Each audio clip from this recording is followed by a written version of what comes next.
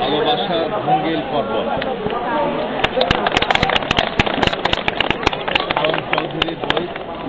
ভালোবাসার নাম শব্দটা থাকলে বই বিক্রির সম্ভাবনা বাড়ে। এটা আমাদের লেখক বলে এখন প্রায় জানা কথা। যা হোক উন্মোচিত হলো আর এখন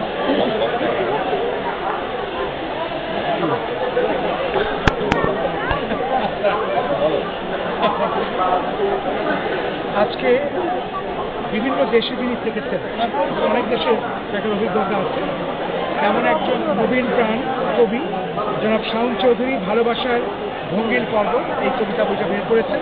আমরা তার এই কবিতার বইয়ে ভুল প্রাপ্তি আশা করি, পাশাপাশি আশা করি তিনি যে অভিজ্ঞতা আমাদের সাথে বিনিময় করতে চেয়েছেন, অর্থাৎ তার নিজের ছোট্ট জীবনে তিনি একজন নবীন কবি, সেটা সার্থক হবে। ভবিষ্যতে আমরা আরও অনেক বই বা রচনা বা কবিতা তার কাছ থেকে কথা বাড়াবো না, কারণ এখানে আরও অনেকে তাদের বই আছে। আমরা তার সর্বাঙ্গীন উন্নতি কামনা করি। ধন্যবাদ।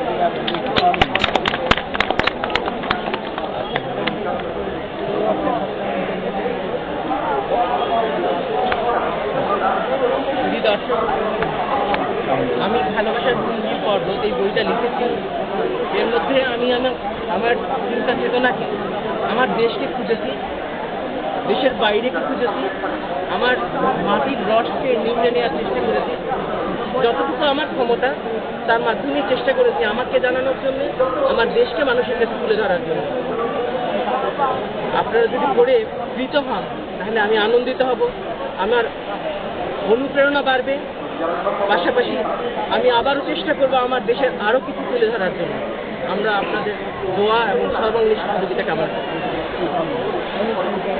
একটা কবিতা গাইলে আপনি যদি পড়ে শোনান, একটা আপনার যেটা সবচেয়ে ভালো মানে অন্য বইয়ের আক্রমণে আমরা বিতাড়িত হওয়ার আগে যতটুকু সময় পাওয়া যায় যা করা যায়, যে কবিতা সবার ছোট্ট কবিতা।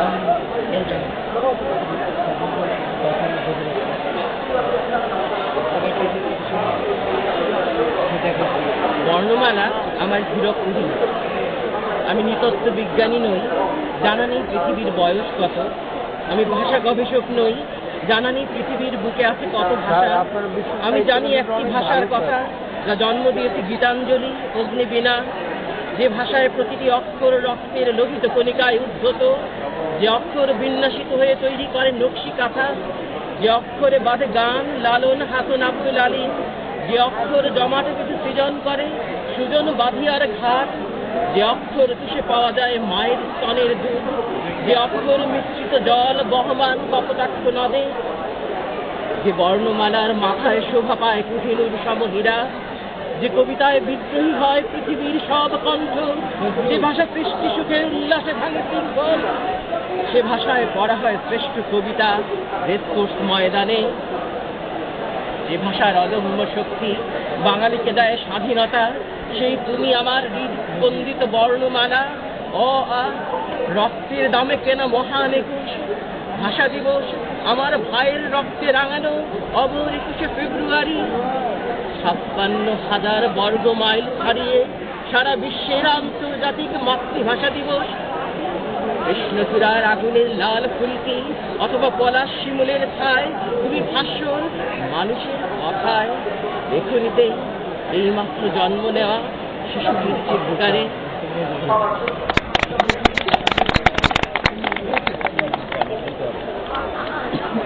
আমরা এতক্ষণ কবি শাওন চৌধুরীর সকণ্ঠে আবৃত্তি শুনছিলাম, এবং আবৃত্তি শোনার সময় আমরা বুঝতে পারছিলাম তার কবিতার সবচেয়ে বড় শব্দ।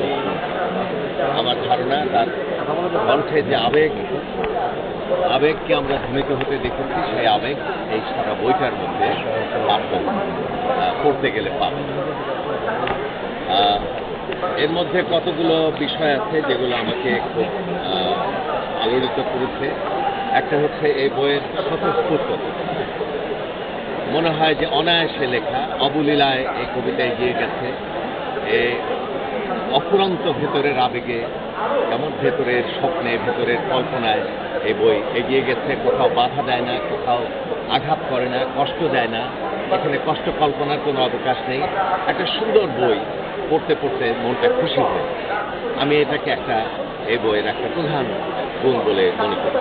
আর 2 নম্বর হচ্ছে দেশ। এই বইয়ের একটু আগে আমরা যে কবিতাটা করলাম তার মধ্যে যে আমাদের ভাষার প্রতি তার যে ভালোবাসা আমরা প্রকাশ করতে দেখেছি, এটা সত্যি সত্যি, এটা ভাষার প্রতি না, এটা আমাদের জাতির, এটা আমাদের দেশের, এটা আমাদের প্রকৃতির সমস্ত কিছুর মধ্য দিয়ে এই কবি তাকে ছড়িয়ে দিয়েছেন এবং বিচ্ছুরিত করেছেন।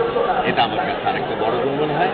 আর কবির মধ্যে স্বাভাবিক স্বতঃস্ফূর্ত শিল্পক্ষমতা, এবং কবিতা পড়তে পড়তে আমরা মনে হয় ছবির জগতের মধ্য দিয়ে হাঁটছি। একটু আগে যে আবেগ আশ্রিত কবিতাটা আমরা শুনছিলাম, তখনও কিন্তু আমরা চোখের সামনে অনেকগুলো ছবি দেখি।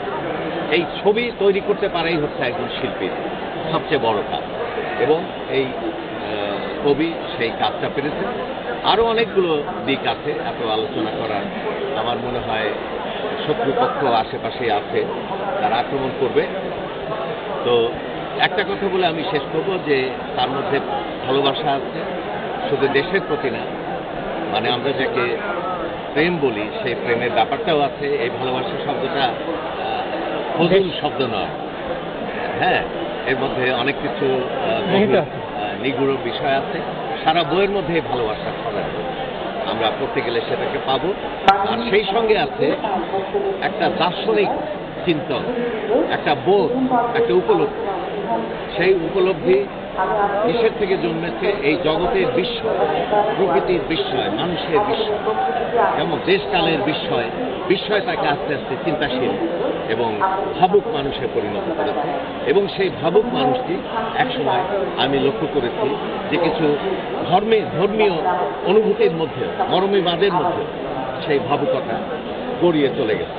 এবং আমার মনে হয় যে এই ছবিটার মধ্যে যে শত্রুহীন আমরা ছবি দেখছি, এবং এই কবিকে সামনে যে শত্রুময় রূপে দেখছি, এখানে দার্শনিকতা থেকে মরমীয়বাদে কিছু মানে রূপান্তরণের ইতিহাস এর মধ্যে লুকায়িত আছে।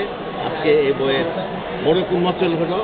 এটা সমালোচনার দিন নয়, এটা অভিনন্দন জানানোর দিন যে একজন কবি তার হৃদয়কে উন্মোচিত করলেন, এবং আরও অভিনন্দন জানানোর দিন যে বাংলা কবিতার বইয়ের জগতে আরেকটি সুন্দর, আরেকটি স্বতঃস্ফূর্ত, সাবলীল, কল্পনাময়, আবেগময় একটি সুন্দর বই সংযোজিত। সবাইকে ধন্যবাদ।